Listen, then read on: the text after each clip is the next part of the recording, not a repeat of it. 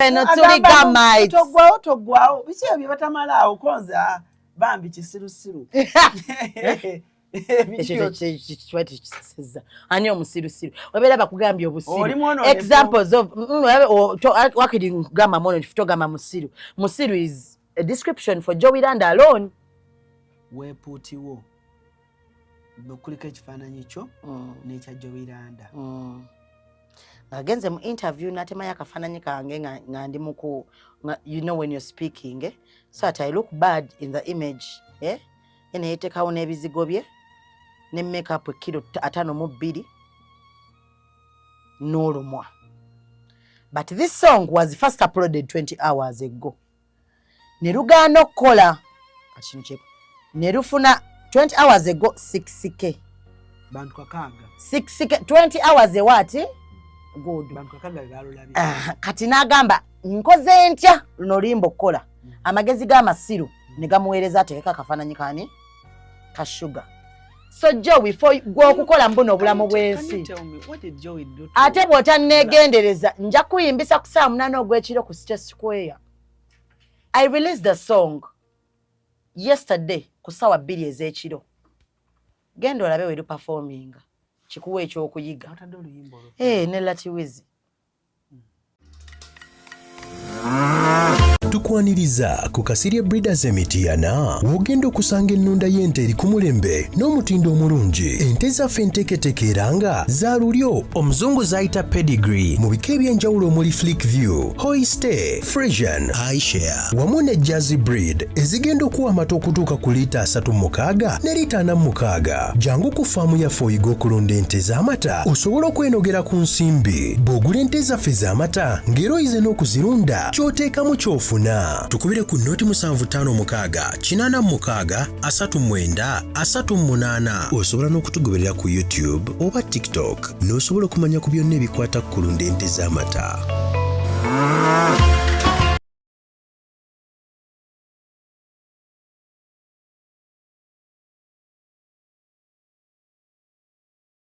Okay, kale kumukutu kwe tuli twatudde dda cruise exclusive eddakiika zo ziringa 8 ezakayita ku ssaawa 9 we tukoledde programu eno.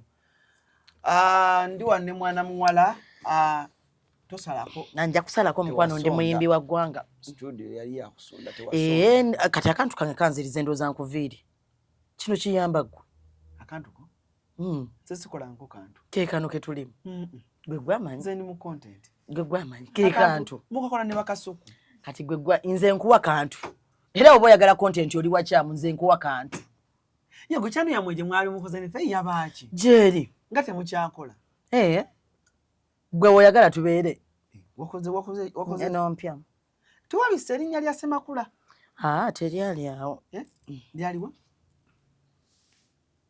takundabe ekatoliteekako kano nedda just dero engeri gye nyambaddemu entumambu yakusimula naye nze by the way mbakakasaako bukakasa nti sugar waliwo eyakkuba people would have seen nti amateeka gakola ne kati leka nkubuuze gwe wondaba booti nsobola okukubwa gwe wondabye booti even you've cut some weight. No, that is because guys, but I want to put this Has someone told you that? I have, because these are results for my weight loss with Mounjaro.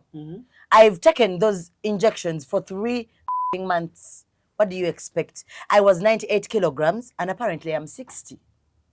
Kati musubirachi. Tosala nnyo. Anti kati namaze ndi ku maintenance. What if someone can think some otherwise? Tewali mukwano nga mulabye n'omubiri gwammwe. Mama. Nkoze ne mugulira nga mugwawo temukyalya. Mubonye nkogedde ku ssente yange kutwi as I please nze nayagala nkogge era wano wendi wammala ekirungi ekiriwo sisobola kutuka ku weight ebulawo. Can I tell you something? Kyonna kyokola oba kyonna kyogezaako okukola keep the other weight. The big one? Yes. You look ala nagambye kuba off camera. Muchi? Ala ninkukuba. Igwe. Ala nintuse wano ngansaba mimwa. Hey! Wekibadde ombuziza mbu if I want to kiss you. What? Nekugamba your lips are dry, first hydrate. Hey! Kati? Me! Okay, why do you like my previous weight? You as who? Gwajikwata keddi. Nedda nkikolera abantu. Bantu ki? Bakutimbe ne bagamba banjagala ndi munene. Ng'obulago buntuga. Banjagala obulago buntuga. No. Walai. Kisazeemu. Kisawala kisalamu. Ate mukwana ebyo ebintu byemukola ne mutematemamu ebintu byange byenjogedde mubirekeewo. Bwe mba manyi ngenda kwogera bya kisiru temutawana kumpita. Producer mpulira bulungi nnyo. Nothing. Kemutemamu nja kujja nkogere. Nja kukakolera live. Stop temaring my things. Choko oli muwala mulungi. I know. By the way, let me tell you something. Ebintu ebitambula n'abawala abalungi. One, stop being loud. Loud. Kale kankubuuze common sense which is not common. What's my job? Omanyi nkola mulimu ki? Omunnamawulire ayogera atya? Kakamu. Ewani. Ekitiibwa kyo kitta. Ngola bino ekitiibwa kyo. Ndowooza bakikuwe. Oh. Now let me tell you. Ebintu byagamba simanga omwala omulungi akola bwati ewammwe. Nakugamba nudda. Lwakuba nti oba what's wrong with your head? Toyina lunaku lw'okwata wagaana. Oli waddu correction. When someone says you're like this, says wow. And then when I speak. When you start speaking, someone will be like, every time I'm speaking, I usually, that is you. And I'm glad I do that to you. I don't want any connection with Basoga. I never saw Gaspina Kobuzi naye gwe in particular. I don't know what you're missing. Nkugambye ala ni mukuba. Katanze kungamba I don't know what I'm missing. Akonkaisizaawo. Amachirabye. Alan, it's okay. Let's pretend this is a date. It's okay. I can't pretend. Chikole. Nedda. Alan. Ngatongambanira kati bichi bya missing. I can't date someone ali nange sisobola kudatinga muntu nga teyenkana okuva mu kiwato paka waggulu n'okuva mu kiwato kudda wansi. Njagala omuntu nga ali proportional. Ani atenkana? Igwe eno wansi oli muwanvu, eno waggulu oli mumpi. Why?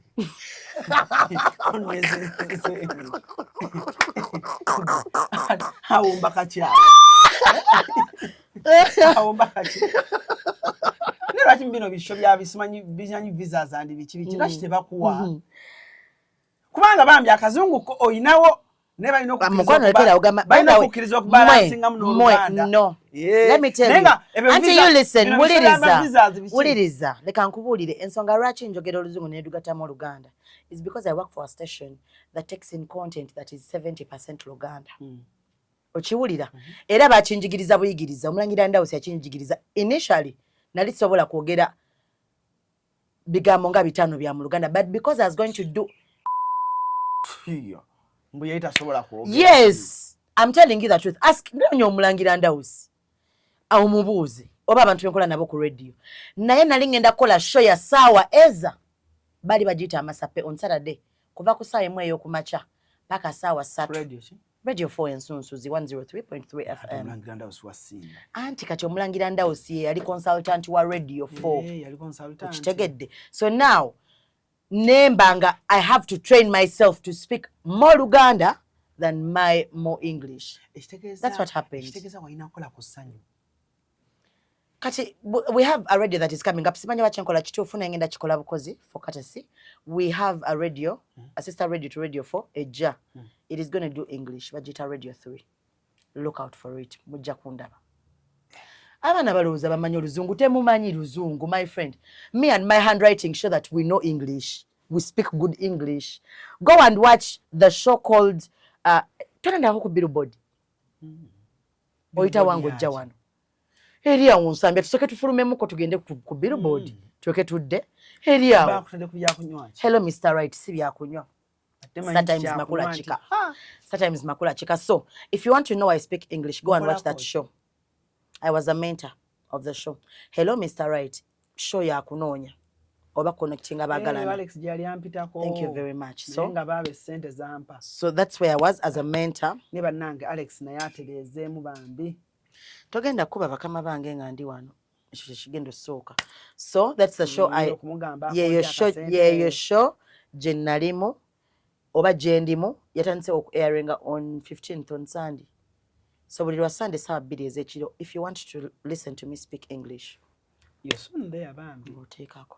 You're soon Nze siina nze baile ebintu ebindiko si bya bakakasa. Mbawa homework mujja byezuulira mpola. Did you know I can act? No, until I came here and I cried. Yeah? Until I went to Salongo Crown Japan Katwe and started doing skits. But people didn't know I could act. Did you know I could sing? No, until I sang. Did we know of Fitina? Yo Fitina. Ndabika tuli balongo. Nganze nakato Fitina ye babiri. Naye Fitina Mwala chabira n'ingalo bwezi. Naye Fitina omuntu nga nkoze ekibi ekyo nakyo ino kyongerako ng'ombrandinga ngo wa Fitina. But weze njala nawe nedda. Ng'olabye n'enjala zange. Let me see. Bonobo otandise okusasula wona otandise okusasulira omuntu agenda akola enjala. You can always nezo zikulemye sala. Why are your fingernails long as that? That is not hygienic. Kati obadde okyayogera ku njala zange. Nawe ezo mpanvu. Ezange mpanvu naye ziri neat. Toziraba. How do you wash your gondi? My what? Bawanga nazaayo. Tobuziza kumanya. I shower with him. Okay, you guys, did you have a fight, Wama? No, we didn't. Okay, well, Rachi what? Embozi sigimanyiiko. Sijja jjogerako. Naye nze kino nkyogera ano bambi. Lovin zikoli kuba sugar. Ngenda kujja bubi nnyo bambi. Why? Bamukuba. Bajja kujja kumutta.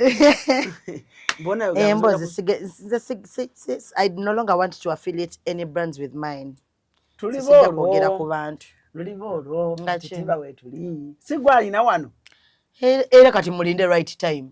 Nze munsobera mwine ebintu bye mumbuuza nga mukimanye sawa yonna kabikuka. So mwe bakakamu. Nze ndi wa dakika 2 nga taddeko live. Nga njogedde. For now siwulira kiro. Wamma abatulaba balungi ndi ne Black Sugar. Mukadde kano ne Black Sugar ndi ku billboard buli billboard efuluma Kampala Emulago Ensambya Entebbe Road. Kandabeko. Sinapinga buli kaseera. Kandabeko. Bampe ku simu yange y'ebbeeyi. Ate yo. Njagala ya bbeeyi. 17 years. Aina 17? 17 siye. Mpe simu yange. Mumpe 17 ya Sugar. Manyi alani by the way ennaku zino ngenda nkugenderera. Leta 17 ye. Leta njimuwe. Data. Ndi simu yange. Tuli ku 17. Aba iPhone. Mwe bani? iPhone. Kata tesimu ye. Kirungi.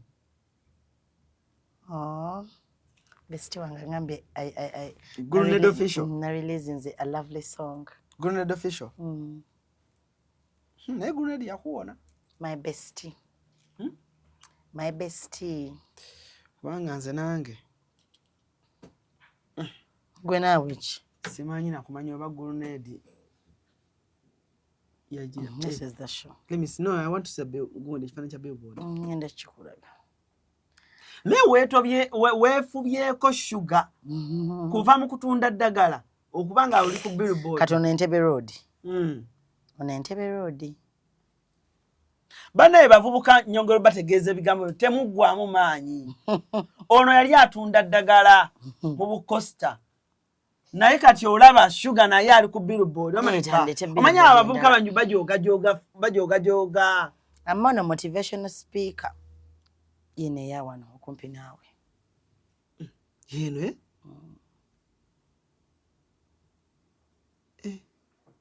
Yegwaliwa. No, neza kasito okoze. Neba no baleka babaddemu ne Fitina ngato gira bulungi bakubulize no mu red. You have eye issues. Jukira amasogo matini. Micro eyes. Bambi, congra. Thank you. And thank you. Yes, please. Era, I want to thank Sente bakwadde mukwano ndeka nina amabanja tokiremerako ekya sente kireke nina amabanja wamma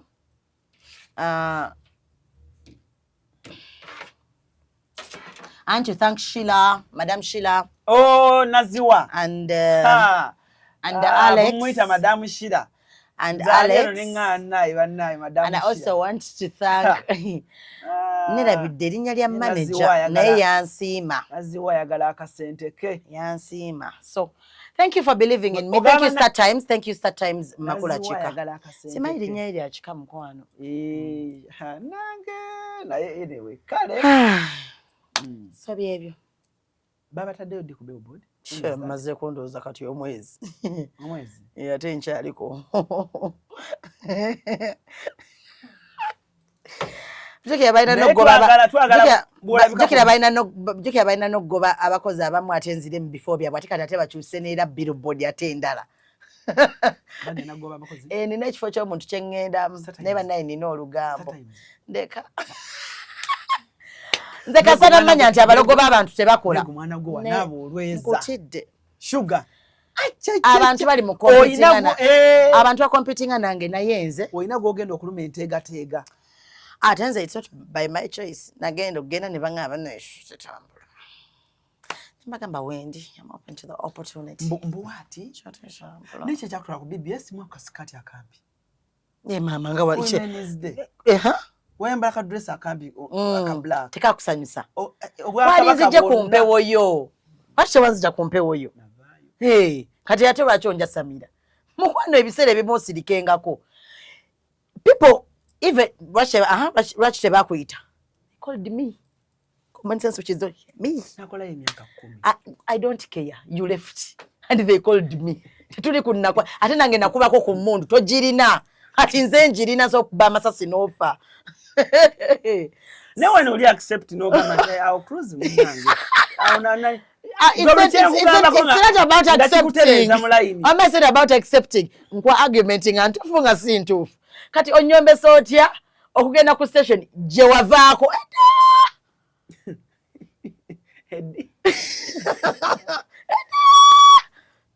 No, just to laba Bwakabaka. Meanwhile, that show kati mnyoza banga shoto jimanyi. No Bwakabaka bo.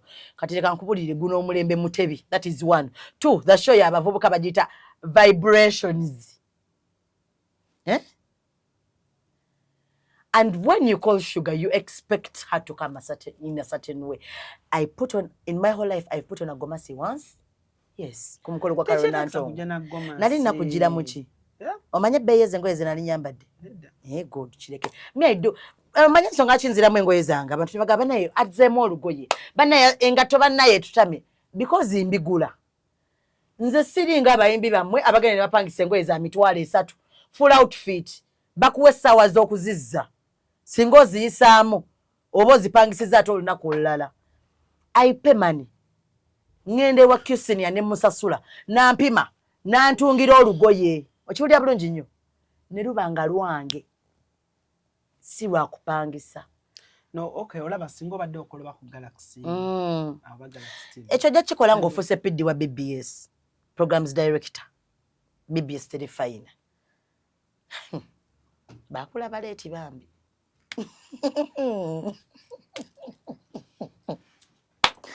But I love you, Alan. I bet someone goes to name He's in trouble. Alabayo toli busy. Nsulemuko naawe. Oyinamu ku budde. Kati toddamu kuŋŋamba ebyo ebintu bye bya kisiru. Mema toli busy. Nsulemuko naawe. Kumeko bannyonnyo nti munaye wosula naye aba bw'ati. Amanyi no kado kenkola njagala mbeere nga mulaba 3. Ensati nasaze ensale. Nagisaze. Buli wenteeka 3 nga nyambulawo. Teeka yeri. Kati wemba njogera nga wengire batisati wenjongera. You know? Era wemba woba tonakyegeneza obedda neno njikulagalwa kuba tulaba. Blessed. Ani yakubye Marvin? Yeah, my Marvin. Daddy Marvin, hi. This is an infinity tattoo. I took it with my bestie. Egwera kokoli. Egwera yoko. Ne bintu byabawala ona amalango omuvuma. Ate onalwawo kati nze leka nkubuulire era muwoninga infinity tattoo ebalikole betegeza ki neno nayo infinity tattoo nayo eggwerako ku nanyini waayo Lovins they are all infinity tattoos kandabe iyo nina kano ajaina kyokka bye mwekola naye bukola nga mutijjanyo yate mwawukana maama kati nze leka nkubuulire I never fall out with my friends. You listen to me. I never fall out with my friends unless ngontu sate bwe nkutankuta n'akasooka falling out n'omuntu ne mulangira kubanga kyali kyetagisa omanyi waliwo akaseera ke mutuukamu ye ng'aliwo omuntu alina okuvaayo ayogere otherwise others will fall victims. That's the first time I come out and speak bitterly about someone. Because now you know this person was not mothered well. Now you need to discipline them. Gwe wakiri gwe omwekwatireko omugambe banna yawooli nedda. Otherwise, other people were going to fall victims. Waliwo eyaliko manager wa Fresh Kid ya falling a victim. Bamuyita Bwanika. Francis naye na falling a victim. Shua Events na falling a victim. DJ Roger na falling a victim. Final na falling a victim. Waliwo muyimbi ne Sanita na falling a victim. Nandolavu na falling a victim. Avapisi na falling a victim. Itatiko babala. Final ni Joyiranda bako. Yamukubire simu namugamba mukwano toddangamu okwasamira mukazi wange. Sikwagala kuddamu kulekanira mukazi wange. Ate sagala kwogera mbayimbi mu mboozi yange naye balina engeri gye bampiseko batisu. I know. The Final was a very good friend to Joey Landa, but Joey Landa was not a good one. Hey, what did Joey Landa do? A lot. Gwamanya omuntu akuwa oluyimba ng'alukuwadde talukubanjiza, like you know how Final is. He's very, very soft. And that is why he is used like every time and again. Naye nga wakubira Joey nga muli naye. Ngaja banayo nagenda kunsaba sente z'akakoola. Era zonna kuna lumu namubuuza. Essente z'akakoola zikulumira wanga akuwadde ennyimba nga mukaga za bwereere. Kyovola bono omwana yali mutuufu n'avaayo. Woko Attention Records n'avaayo n'agamba banayo nkubanja kisusse. Musasule ku ssente. Ye bajja ne bamubanja. For some reason ate yanyigira Sugar. N'ogamba kati nze yakutuma oli ebbanja. Ennyimba ozeewoze toyina na za promotion zidibye. Zireke. First, so ukagenda ko ku Gazalandi yita akaviiri mpaka ng'ofunye ssente olidda n'oyimba. Okay, let me ask you something. Madam Sugar. Yes, please. Ozenga alimu amagezi ekibuzo kibyemu amagezi. I'm going to ask you something. Okay. Joey was your friend. Was. Quote the words. I don't want. Omanyi waliwo friendships ze mubeeramu. No, waliwo friendship gye mubeeramu ng'ogirimu wekka. Kati amazima gali nti nze yali mukwano gwe naye ye teyali mukwano gwange. Yeah. So ekinnuma nti kijja nno okuluma lwakuba kiba tekirina mannyo simanyi bakigafunye. Ekinnuma nti ntunuulira abawala abaali ab'omukwano omulamwa kwesitula kasaawa zino the bitterness. Now I'm going to tell you something, Alan. People misunderstand good people. Era ewegendereza abantu abasinga okukola ebirungi balumwa.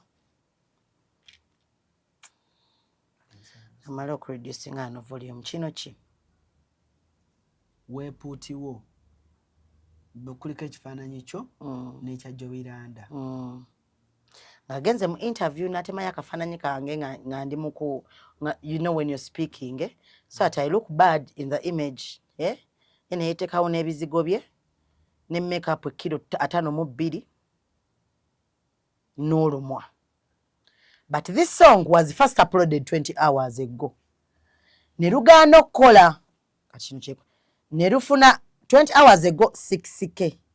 Bantu kakaaga 6K 20 hours ewati good. Bantu kakaaga balulabye. Kati n'agamba nkoze ntya luno limbo okukola amagezi g'amasiru ne gamuweereza ateeka akafaananyi kaani Kashuga 18 hours neyeyongeramu abantu 3,000 kati wanaani asitulaani ne mu bubi musutudde neera ndi muntu mubi mwagala mmale bafiririra nga Yesu nga ne mukamanyiiro musitudde. Okay, madam. Okiwulira? Madam Sugar. Abantu bagula akawunti nga ziriko following ne balowooza we bijja okukola oba ne bagula numbers. You cannot tell me you have 500,000 followers, but this is your engagement of how many days ago? One day ago. Tekisoboka. Ewange mukwano, ewange akaunti yange we yabula kati ninawo 2 sikyo, naye sisobola kuba na video yadde ya mutwalo. Omutwalo ngukuba mu aweja. Engagement ogitegedde. So anyway, njagala, I want to serve Namugerwa. Apininze no pininga. Adaye muwadde heat. Apininze. It was his own twala. Now, Joey, first and foremost, amagezi g'amasiru kye gakuweereza okukola si kibi nnyo, because at the end of the day, you're putting out my strength. Kati kirabika lwatu nti gwokola olina teeka waani. In a period of 1 month, Joey Randa has released 33 songs and none of them is working. In a period of 1 month afulumiza ennyimba 3 oyimba otya ne Dax akayimba ne katasala. You have a problem. Ekyo kye bayita ekisiraani. Kalungi nnyo. Kalungi ko. Kalungi. Na era I feel for Dax. Ataddemu time ye akuwadde bambi oyitewo olw'ekipali ky'olina n'ogutima ogubi. Do you know that omuntu okimanyi nti oba n'omutima omubi ebintu byokola byesiba?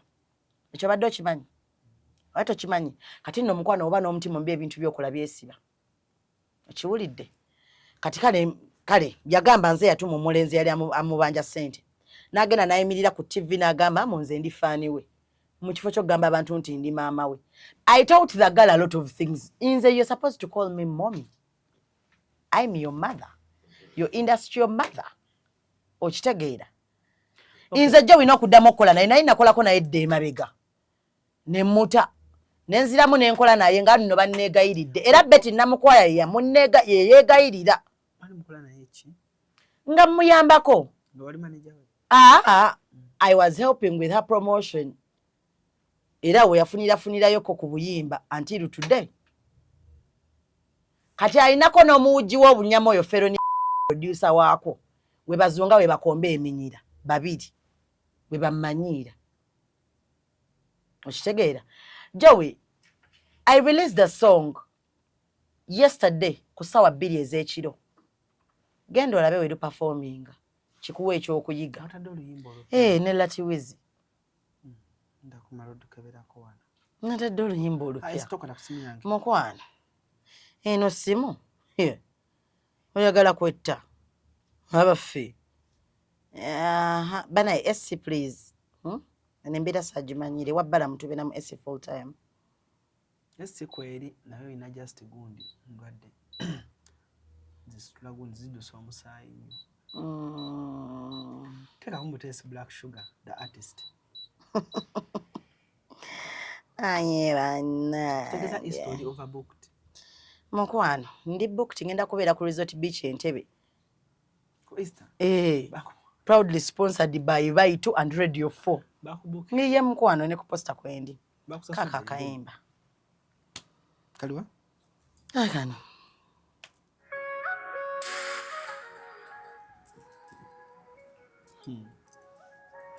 Omwana oyo ayiga abayimbi.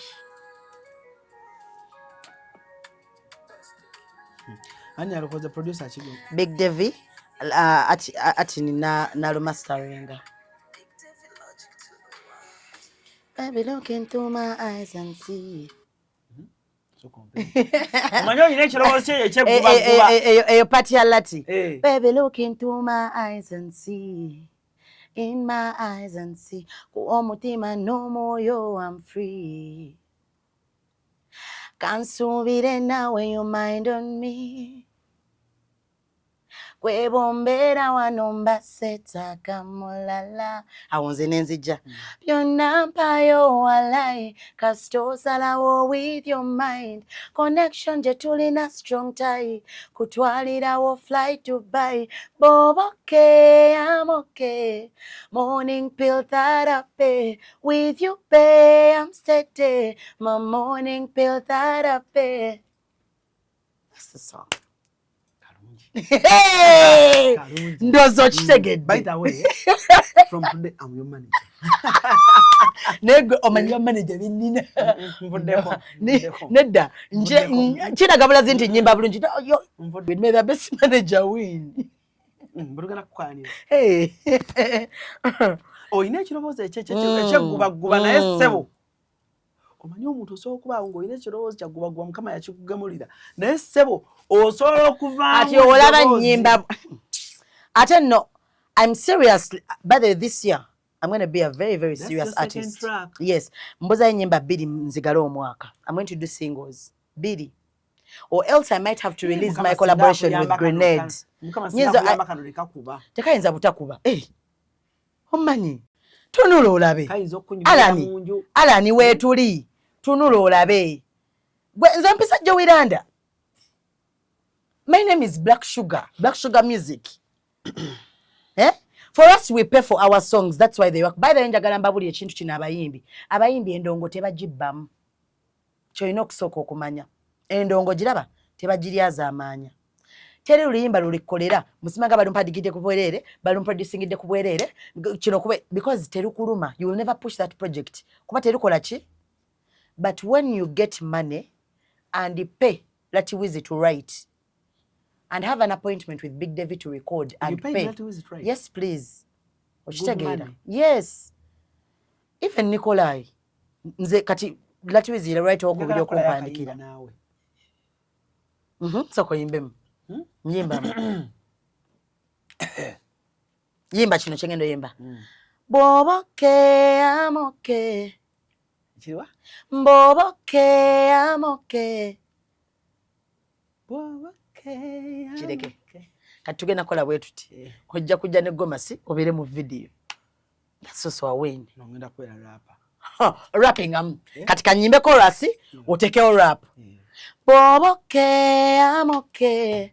Morning pill therapy. With you, babe, I'm steady. My morning pill therapy. Hey, mwana muwala ng'onyidde. Olabise bulungi olabika otukudde. Toliimu yadde amakudde. Kirabika. Osobola! Nkwade remix! Agamba! Kati walinga ngenda kwimba ku Insta. Bakuteeko ku poster.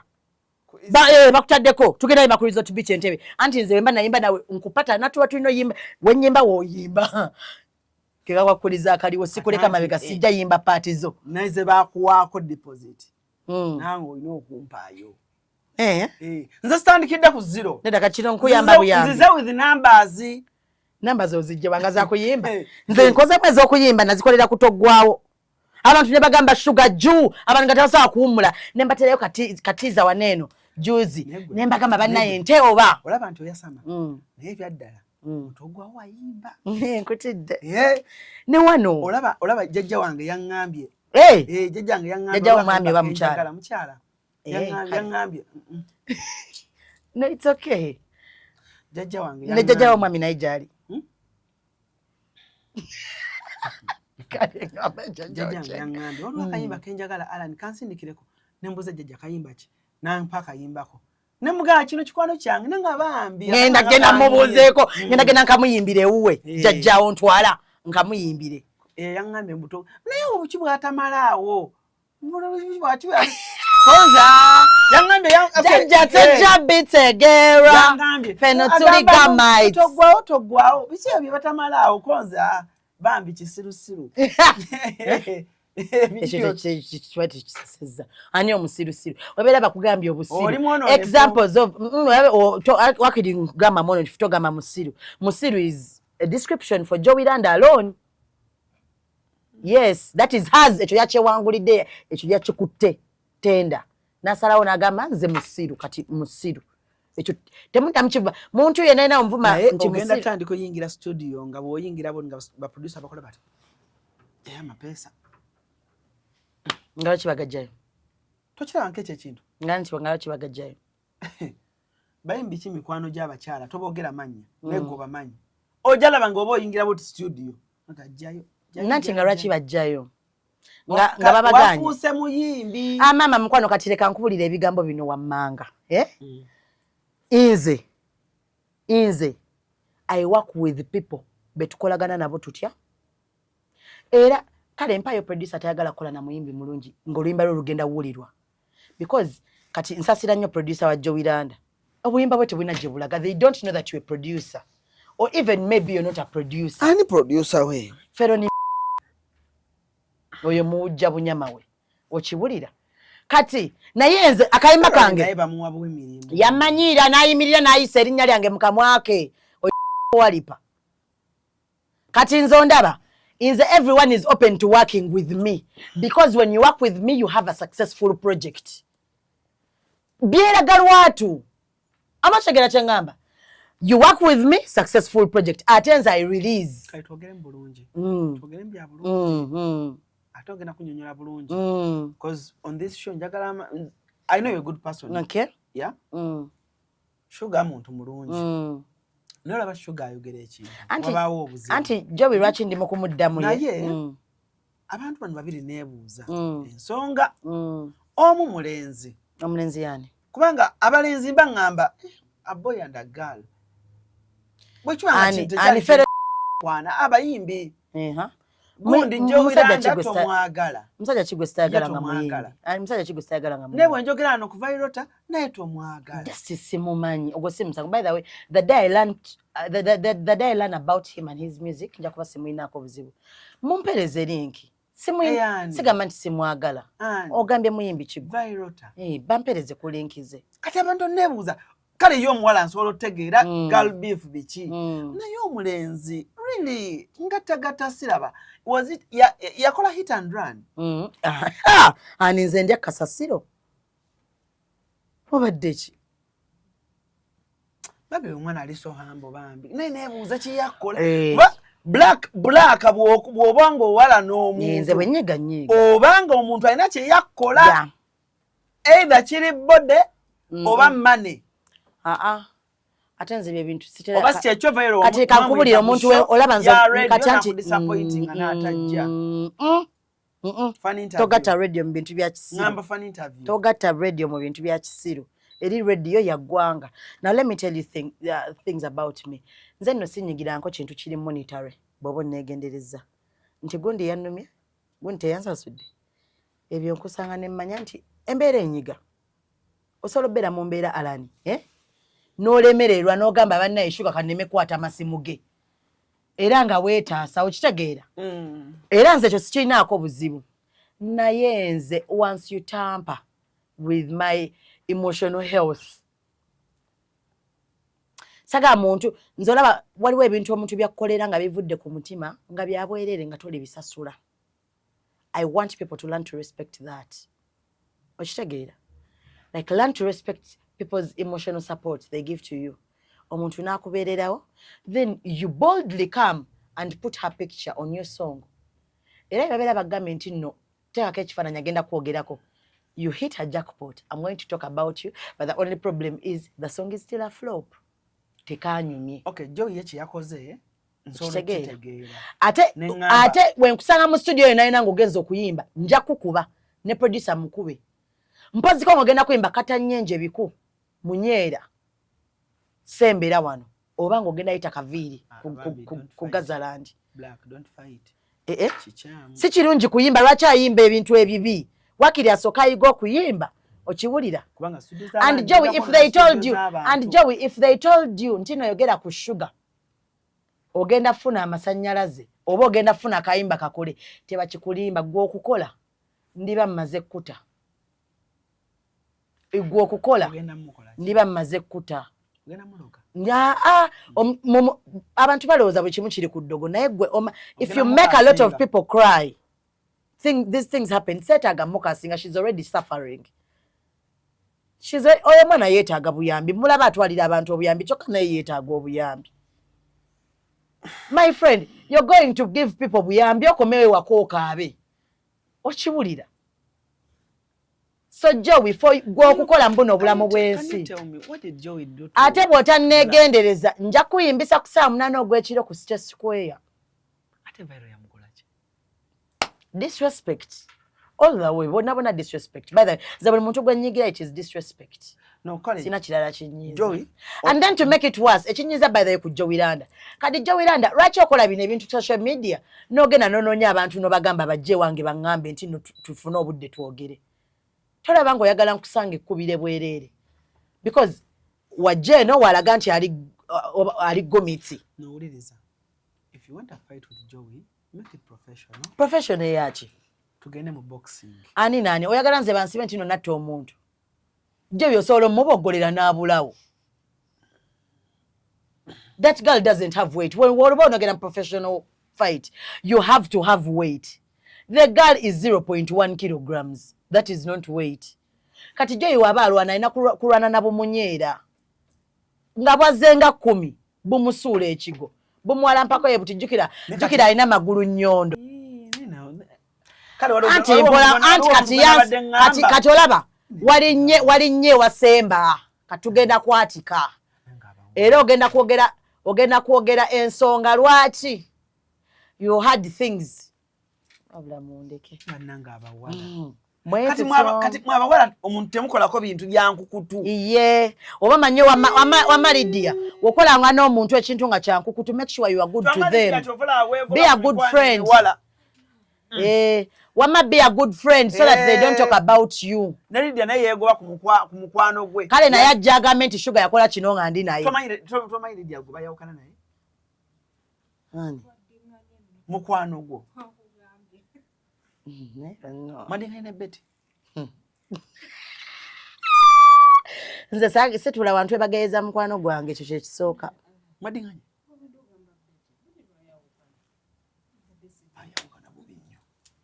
Sijja kugera ku mukwano gwange. That's a very good friend to me. No tulinda time eri nga naye alinga Joey Landa. Telibaawo manyi bamba. Let me tell you, I get misunderstandings with Betty. We give each other spaces. Paka nga emitima gisimi gikwatagane. She's anti katolaba anti wuliriza. Anti kati wuliriza. Namukwaya si musiru nga Joey. Joey alina amagezi mangi nnyo naye gonna masiru. That's the only problem we have. Tawali tosobola kwagala nnyo mukama nga n'ekibi okyagala. Wamoso ogenda mu ggulu ng'oyagala ekibi ne mukama. Olondako kimu tingenze mu ggulu. Kati abadda mu geyeena muti paka ewa Joey. That girl is a child of the devil. Watch him.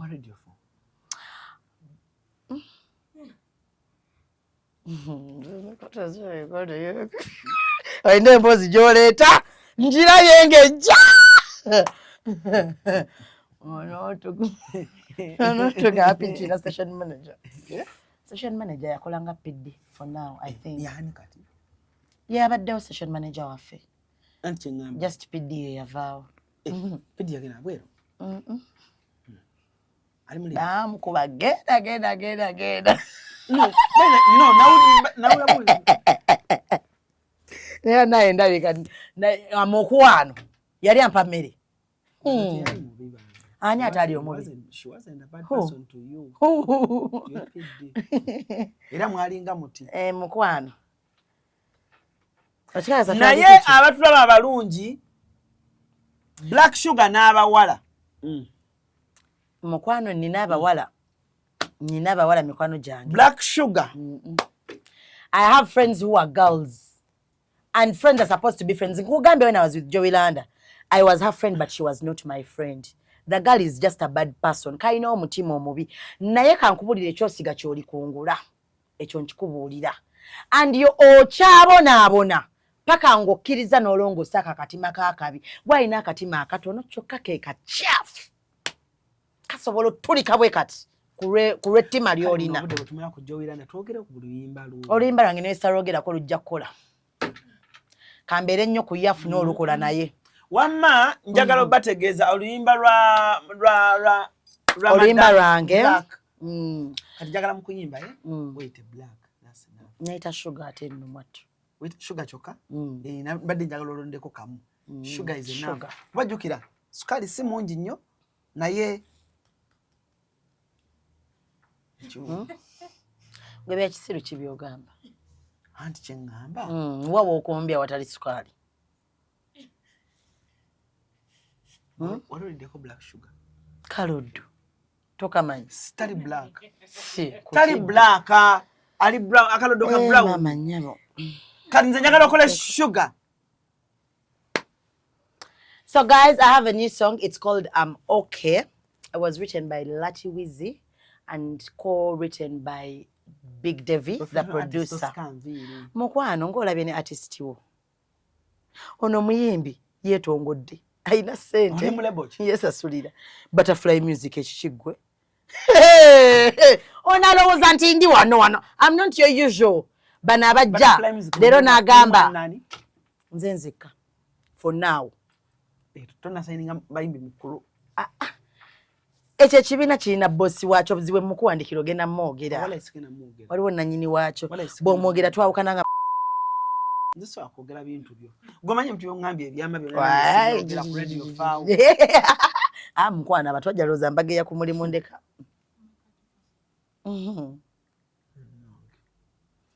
Ne bagenda kuwa biddi bangambye. I cannot be a programs director. Kubanga nze ne mu show yange ntukondedde oti ate pidi asibawo olunaku lulamba kati nkuwedde akantu ngende ddi ngamba nkuwedde akantu we ngenda nenkola ki nembera pidi ebirala nsobola bikola ebirala ne bambi anko balamu webale abaana bagamba basasula bulungi. He is the actually olaba ekifo kye bamuteekamu yeyekka akigwanidde because hiring aba youths bangi ate atusasula mu budde. Wali mu kulonda abatusasula ssente za febu tuleme bonaabona nga twala abaana ku ssomero. Mbadde ntekamu ki ddinnya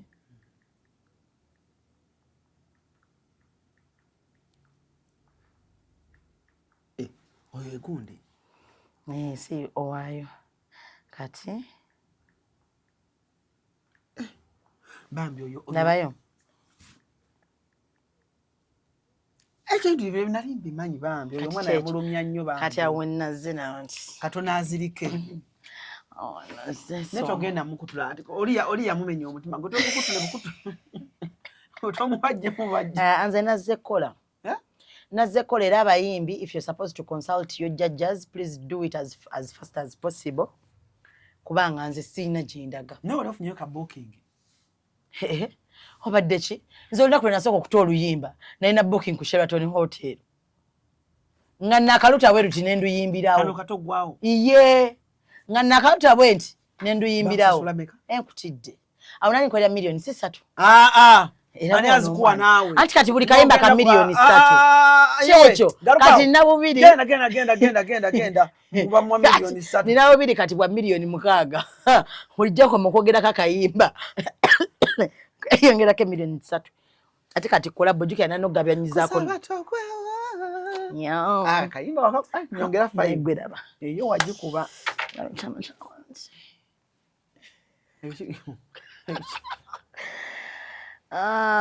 so my tattoo was done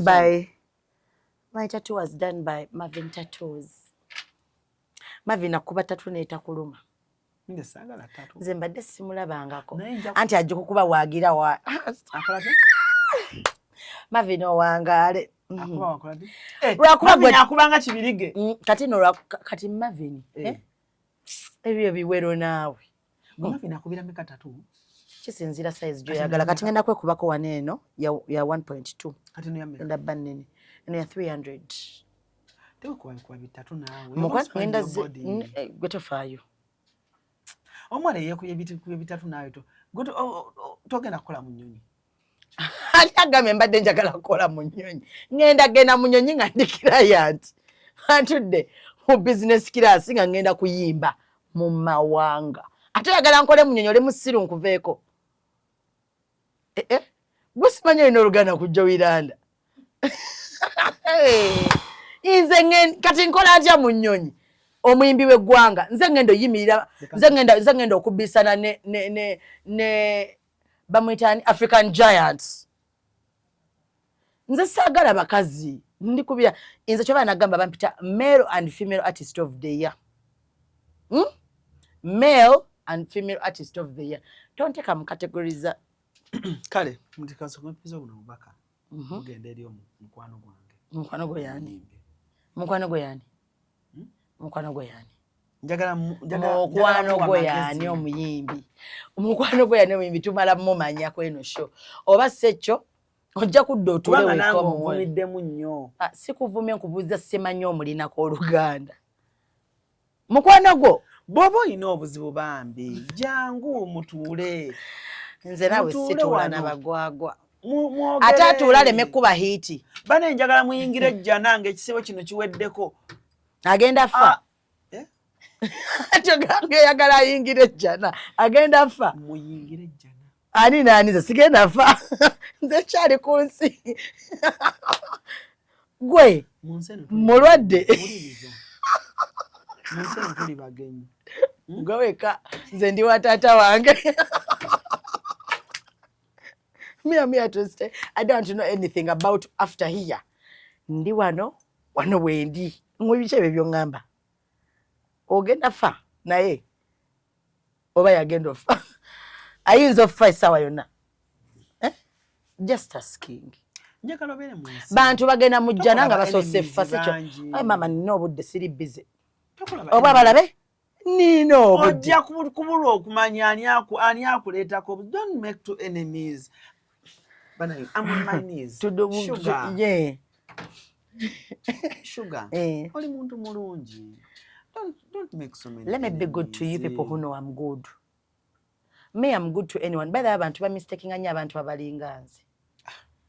Me, in the near future, I'll be like Kasuku by the way, because namulide nga gamba yalinga ffe n'atuuka ensi n'agijjako amaanyi nze nkyalinamu ku maanyi.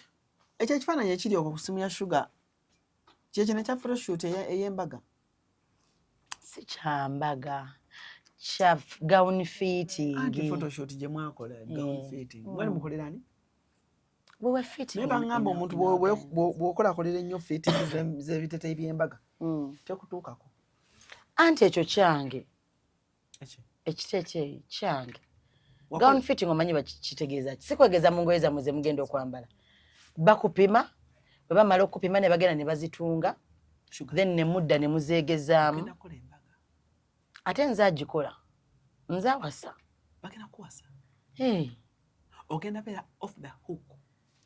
I'm already off the hook darling. Kati kale kankubulire bw'oba ogenze mu bufumbo nga bakututte finally nga Rovins asazeewo teno bomu oba omuntu yenna kongereko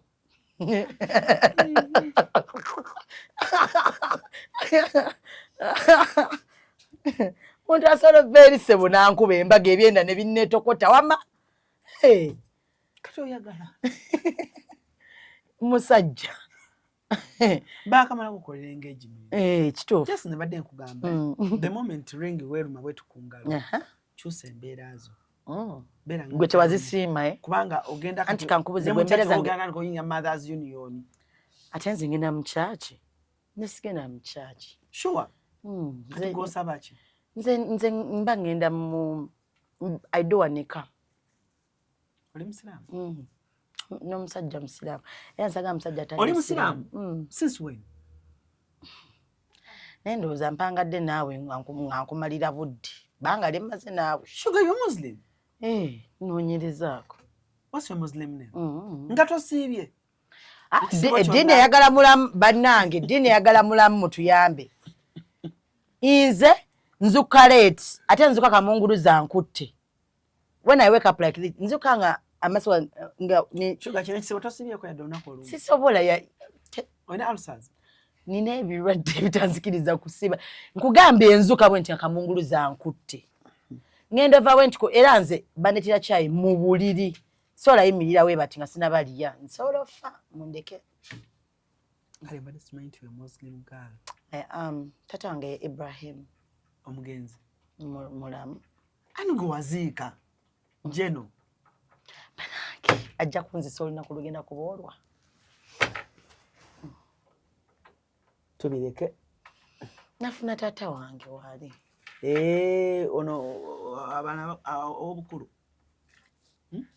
akwagala nnyo omwesa ekitiibwa yansiima kati nnonzi kati leka nkubuulire waliwo olunaku naye nemboozi egenda tuka ku muntu omu emunyiize naye kale kasita nkuwadde akantu waliwo olunaku twali tudde ewantu ewamu ne baby daddy wange yali Zahara mukyamitinga ne daddy ne baby Zahara najja oba yali Zahara yali Joelia Joe najja nagamba naye bannaye sugar osobola ofumba gwe bannaye baby daddy wange yampa nawe ebigambo mu second zingazi.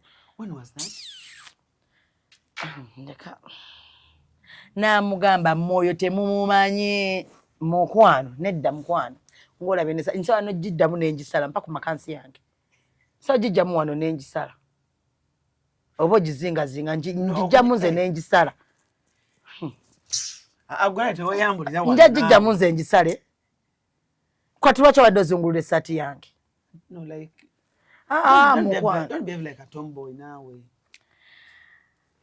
tontonga tana bintu bya tomboy ndeka abantu bajja kati ekikuzingisa wano abantu balabe no tata kyageze no weekend nene ogenda kwambala vest yoka ngena nokuba endala waneno ewati kati okuddamu okwambala ekiwanvu kijja bakizibu nnyo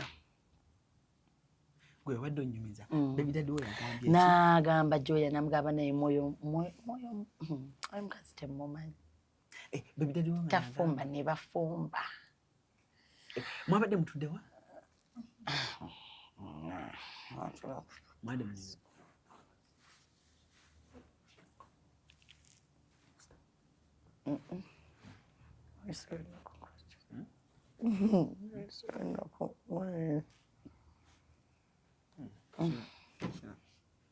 nedda bannayo emboozi ebeya off camera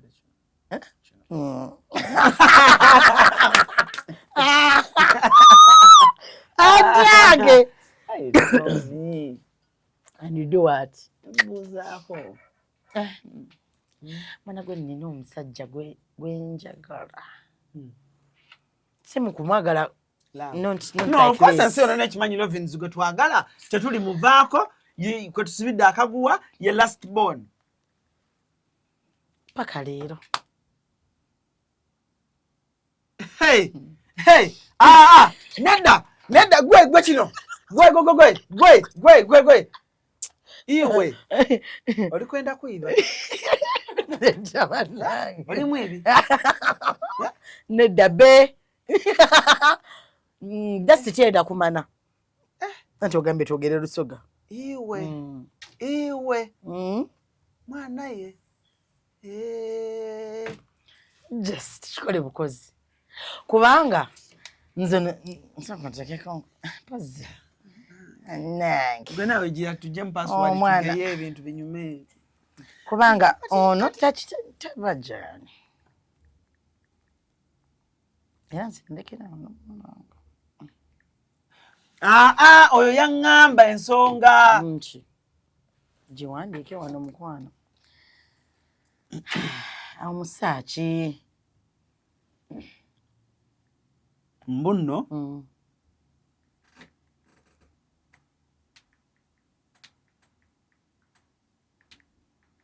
ani eyamugamba siyanga yeteekawo tanjasamira mukwano agamba siina kyenjagala ani yabimugamba ebyo kati leka nkubuuze kati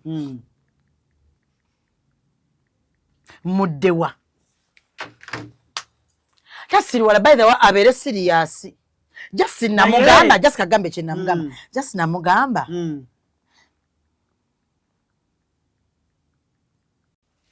gwe oligende buli atogenda bona nkutidde nentunda ku ngoye zinizo eza ogwo mulimu gwo nagufuna ndina kairo wa weeks 2 waliwo okutambuza wawona ali nkolera mu dduuka bayita fashion settlement men naina bosi wange bamuyita Dennis Kayemba kati dduuka yalizza wali Bukoto awo nga nina okukakasa otwala empale naye nga ekintu ekyalayise kiri mu dduuka lya bosi wange yali deodorant nga ya mitwalo ba 6 roll on wali kakadde awo nali nkolera daily emitwalo 2 then nga nfuna commission ku sente zentunze kati nga nfuba okulaba nti ntunda era nasiba nakwatanga Stuart ne musibako amasaati ne muweereza t-shirt DJ Slick Stuart ne mugaba nezo t-shirt nungi kayambala bi t-shirt ebirungi nga nsobola nobeera mukwano gwange n'otagula t-shirt kutidde nga nze nsobola nengenda ku Pride Microfinance ne mbayigiriza amazina Jerusalem ne kwendeka gwe ate no ku branch zonna CM Pride Microfinance batugamba tubayigiriza kazina ka Christmas Jerusalem ilalose okategedde nga bali mu Christmas challenge mama nyabo inze omuntu wondaba nga ntudde wantu nga ntumiza kashisha nga ninawo ne ka champagne ndekayitawo buyisi nze mmanya ebizibu byange inze nze balina fumba chapati okusiba obusibi sumbusa nsobola okusibira ebucket ya sumbusa namba musaawa eja okola bukoze empapula za sumbusa tonkwatamu dijeribere ndala ku Bulaya mama kati gwe nogenda ku Bulaya anti kati ngenda ngenda tebba kuba show totali mutegeera awo bagenda babagambye Black Sugar live in Dubai bafonera amandazi ne chapati ne sumbusa gwantu bino byogenda genda e London ngenda banga ngenze nawe nga nze yimba ate nsobola nokijukira nze you buy one you get one free nzija ne emusinga nengenda nekyusengo backstage nenkomawo neneyimbira buy one get one free kama kongaba for free MC sibulaba mubere bulungi mweraba ate kati tubagaza sorry pause channel yo soka tumile ku mugagga wange Kasirye Breeders yakuwa sente bambi wafamu yafojejukira bana njagala kuddayo ewa Kasirye anti ujjuka wali ente gye bateekako na sugar naye mama simanyi ngeri gye bategeera Joey waliwo ente ate gye bateekako Joey tewagiraba nga tulambula ente anyway so abagala okuyiga okulunda muti paka ewa Kasirye Breeders emitiyana otuuka wali emitwalo jeja 5 okulambula ng'olambula bulungi nnyo faamu gwe nali siraba nko ku ndiga zibigula paka lwe nagenda Kasirye Breeders nga zitwakenga bana embuzi yange munaye yazaala abaana bameka abaana bameka kamu tebaiti balina omumwa olaba kati nze olina kunkwata bwotyo nze ndi wakubakira naye negwe binyirira kati eno gye bazadde tujooke tugirye enazaala endala kati twokye kale ezadde tufune kye twokyako olina enkoko twokyemu enkoko tufune kye twokya omulaba gwoliko sigwa kwezimba kuzimbulula kubanga wama onogoza azadde mukazi ajja zaala omwokya omu nasigala either olekawo mama obana but guys this is my daughter's name, this is my mother's name poza omwana yo ino nina babiri batata banjawulo obadde ogalana toli busy nawe nkwongere kale byebyo Cruise Exclusive kwe tuli for now mwajindako gwe kankireke tukikolere off air irinda copyright lawyer fulumi kati gwe ng'omuyimbi otesa nze ng'omuyimbi wegitegedde otya kati copyright leyo nze ng'omu nabadde ndi mu kutakayimba onadde kati nze kye nakoze bagira bagirwanira nze nadde nkola distribution account yange kati bagambye bagipasinze kati tulinzeko Museveni agisayiningeko si kyekyo nze munkwata obulungi nsobola okugenda ne mugamba oyo jjajja wange President Museveni jjukira tuwa billion 5 ninako ebitaano mama nnyabo nkutidde gwe mobilizer wassaako genda obuze abantu mobilizer yani laba nnono omwana kati ngenda kusangulako lisi yafuluma dda tolinako siriko yakagenda ofune mama nyabo toliko wali nabyeko wali wanisizako nange toliko nkutidde kyokowooza siriko kusente ndiko ebitaano byankwata dda walaikum salam warahmatullahi taala wabarakatu ojimanya kale for now sala kusukako wano musebe bulungi mweraba basiraamu bannange Tammy's Fashion Hub ebaletedde engoye ennungi ez'omulembe nga za kisiraamu omuli jilibab, habaya, casual dresses, gym wear, office dresses, sako ne veils mu kala n'ebika eby'enjawulo okuli cotton veils, chiffon veils, Turkish ne silk veils. Tammy's Fashion Hub yasazeewo n'okutuusa engoye z'abaana abateezi abasiraamu mu size n'ebika byonna era nga bw'ogula tuzikutuusako wonna woli mu ggwanga n'ebweru w'eggwanga. Okumanya ebisingawo tusangibwa ku Ikotoolyo Mall edduuka namba 3 oba otukubire ku noti 787 noti 57 565 ne noti 756 255 553 ye Tammy's Fashion Hub abakutuusako engoye z'abasiraamu ez'omulembe.